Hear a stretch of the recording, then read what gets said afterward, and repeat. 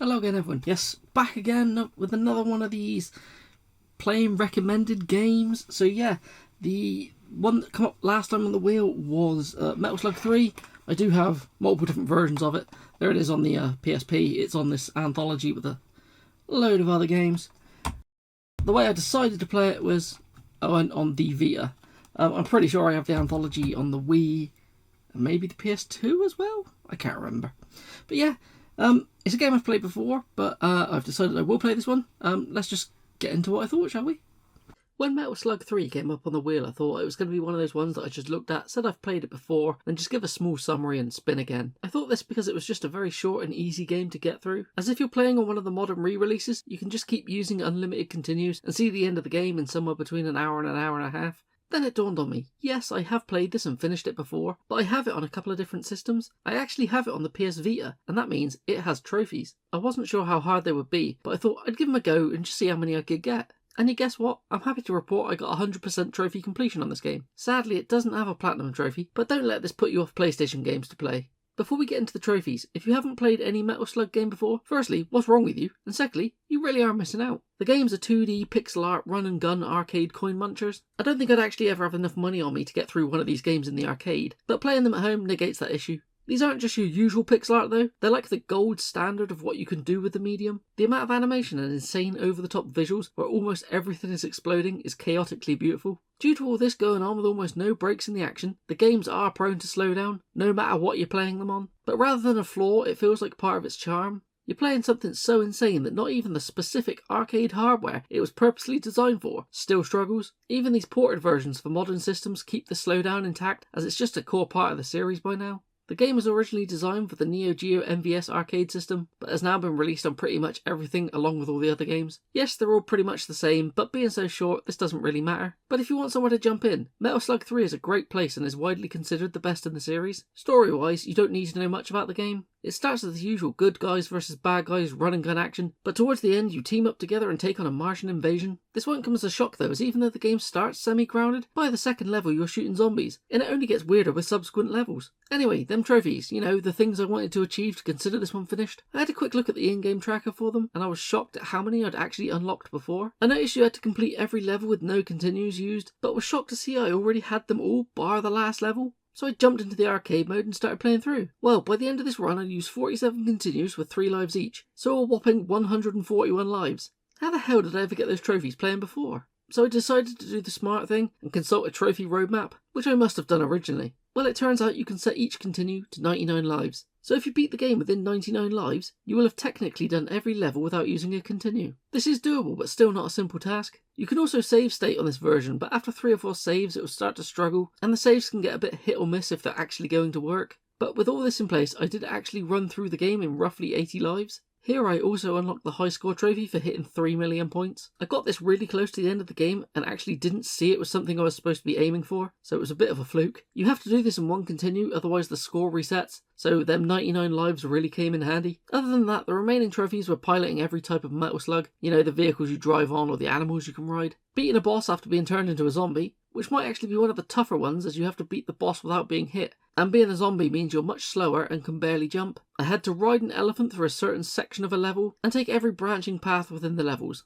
Yes, this game was the first Metal Slug to allow you to choose a route, and these actually really varied and add to the replayability. The weirdest route I found was one where you were going through some maggot-infested tunnels and shooting mutant snails. So yeah, after all that, you'll have 100% on this game. Luckily I played this and not the 360 version, as that actually requires you to beat every level in the game in one life, which can be done individually, but you also have to beat the whole game on a single continue, with a max of 3 lives per continue. That's just insane. This game is physically available on so many systems, including the Wii, PS Vita, PS2, PS4 and the PSP. Most of these consoles have it available on anthology editions, but the PS Vita, PS2 and PS4 have standalone releases. Metal Slug 3 and pretty much the whole series comes with a giant recommendation from me. I just can't see how anyone can hate them. They're just a bit of dumb arcade fun. Thanks again Nate for choosing another fun one. Let's see if you pull another on the spin, shall we? Anyway, time to give this wheel another spin and see what comes up next. Okay then, looks like it's time to spin the wheel again. Let's see what we get. Give it the old shuffle-o. Give it a couple more, shall we? And let's spin. Last was Metal Slug 3, so what we got this time. We have Lunacy, aka Torico, aka Gekka, Mutagen Torico, what?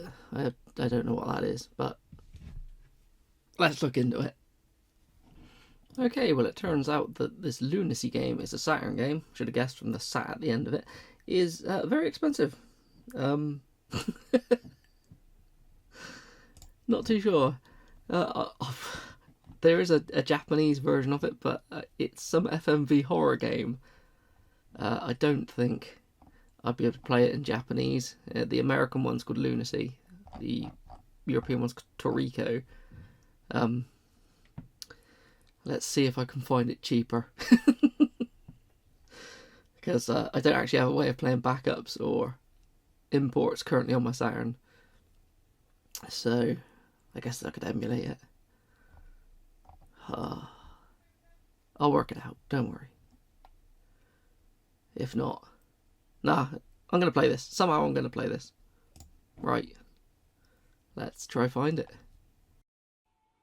When this popped up on the wheel, I genuinely had no idea what it was. Even though I had noted that it was a Saturn game, it threw me, and I didn't realise. While I do own a Sega Saturn, I rarely play anything on it. I imagine that's blasphemy to most, but it's just not a library that I've explored all too much. I think this might be due to knowing all the good stuff just didn't come out over here. So yeah, the game popped up on the wheel with 3 names. Lunacy, which is its US name, Gekka Mugatan Torico in Japan, and over here, it was simply Torico. I did feel like I should refer to this game as Lunacy, as going by the small trailer I watched, I felt it was a more apt title, but since playing it, the name Torico fits better. The name only makes sense though when you find out that Torico is Japanese for prisoner or captive, and you start the game in a jail cell. Before we get into how this game plays or what it's even about, I would like to thank Magura87 for suggesting this one. They really have added an interesting set of games to the wheel, and looking forward to see if any of their other ones get picked.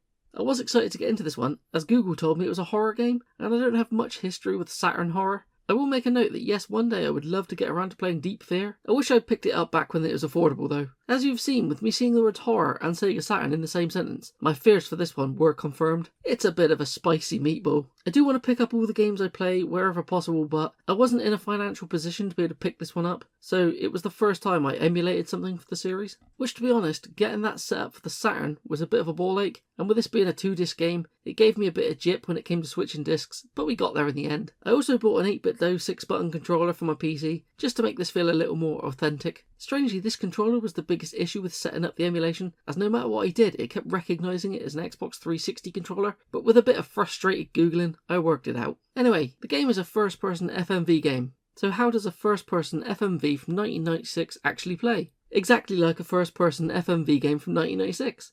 It definitely looks like one. It's pretty grainy, and the models are very uncanny valley. It actually gives me vibes of the game D. I didn't want to say it gave me D vibes, as that sounds like something else.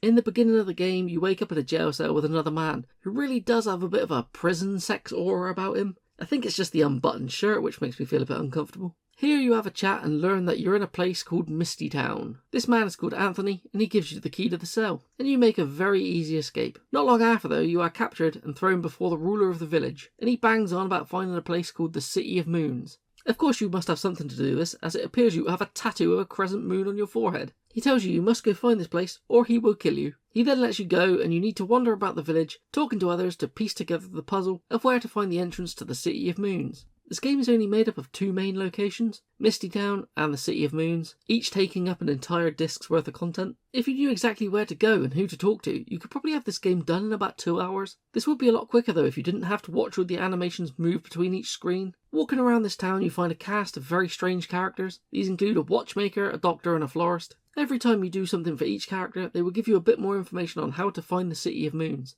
The thing is, none of them know the full details. I found this odd because it's a very small town, and if they really wanted to work it out, they all could have met up in the pub one evening and worked it out in about 20 minutes. My biggest issue with the town was it was rather disorientating. If it had a map screen, this could have made it a lot easier, but after a while you will have your bearings and you'll be able to zip around the map with ease. I have since learnt there's actually a bit of a map in the instruction manual for the game. Not that this information would have helped me at all. Another issue is the sequence of events need to happen out in the exact correct order. I found that sometimes if you had to meet someone outside a shop, but if you came from the direction the game wasn't expecting, it wouldn't trigger the cutscene. I do have to admit, where I was playing this on stream, if I got stuck for a bit too long, I would consult a walkthrough. Usually it was that I knew what I was meant to be doing, but it helped to confirm I was on the right path, but something didn't happen, just because I took a weird route through the map, and just turning back around would trigger it. Some of the puzzles seem a bit obtuse too, like at one point you enter a windmill and there's a ladder at the back. When you check it, you say you can't get up there. Same if you try it twice, but on the third time you will attempt to jump and pull down an item you need. Why would you check this 3 times, when it tells you it's pointless on the first 2? Also, in this same windmill, there is a drawer which you can only open later in the game. From memory, it didn't need a key or anything, it just wouldn't open until the game said it would. This is the same with some of the items. You carry things around and you know where you're going to have to use them, but it won't be until a cutscene is played out that you'll be able to actually use them.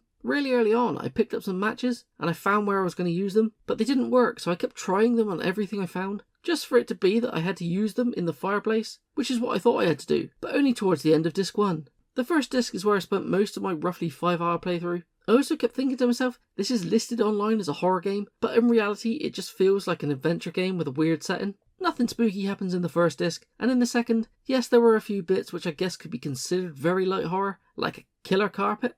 Did I mention this game is a tad weird at times, but it still never leans far enough in for me to consider it a horror game. I actually enjoyed the second disc more than the first. It takes place in the City of Moons, and has people from the village trapped, and you have to work out how to save them. Here they can actually die if you get things wrong, which does give the game a certain level of replayability. Problem is you'd have to get through the first disc to try again. I only did the one playthrough and did lose 1 or 2 people, so I'm pretty sure I got the bad ending. I will go through this again one day and see if I can get a better outcome, but not now. That's if anything actually plays out differently or not if you save everyone. I don't know, but I'd imagine so. The big question is, should you play this? Yes, if you emulate it. I've since seen that people consider it one of the weirdest games on the Saturn, but I find that hard to believe. I've seen some of the stuff which was locked to Japan. Yes, it's weird, but the weirdest? No way. If we have to address it, the weirdest parts for me were the fact that all the characters seemed to have really small hands, and the best name they could come up with for our hero was Fred. I guess the otherworldly dialogue, which is delivered with world-class awful acting, also makes it come off weirder than it is. I guess the story too is a bit convoluted, and it feels like they were making it up as it goes along, but all this came together to be a game I found equal parts fun and hilarious. I apologise to anyone who watched me stream it, as I walked in circles for a long time, and I was very confused at the start. But since playing this, it has made me want to play the game the company released on the Saturn before this, called The Mansion of Hidden Souls, which is the follow-up to Mansion of Hidden Souls on the Sega CD. Has no "the" in the title, you see. To be honest, I didn't even know this existed, but it looks like it may have not got a release over here in the UK. I thought I knew most of the Mega CD library, so I guess it's time to start importing Sega CD games, I guess. It looks like I'm going to be playing some more cheesy FMV games in the coming months, and I'm not unhappy about that. Yeah, well, that's my ramble over for this one. I hope it made sense, more than the actual game did at least. So yeah, that was Torico. Bit of a strange one, and as I said, first game I've had to emulate, so I don't know. If I ever come across a copy of it cheap, I will pick it up, but you never know. It might not show up ever. I don't like the idea. It's one that I haven't yet bought for the series, but never mind. It might pop up at some point. You never know. So yeah. Anyway, let's spin that wheel again, shall we? Okay, with Lunacy / Torico / the Japanese name for it. With that out of the way, let's spin the wheel again and see what we get. So come with a bit of shuffle again, and let's spin. Please, nothing really expensive.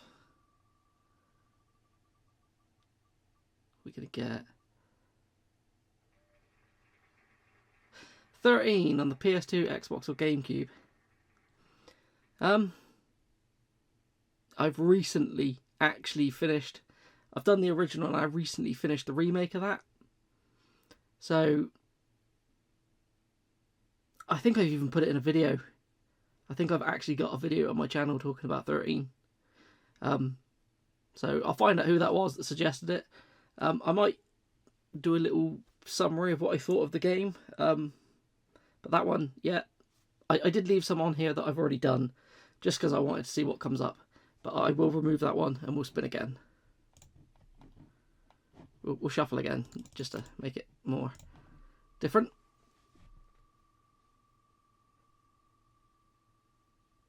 Right, see, I put everything on here, I didn't take anything off. Yakuza 0 for the PS4. Okay, I do have that. I've played it for a little bit, but I dropped off of it. So, yeah, I will go back through and play Yakuza 0. Awesome. That's going to be a long one. Never mind, have fun. I'm actually looking forward to this one. Should be good. Right.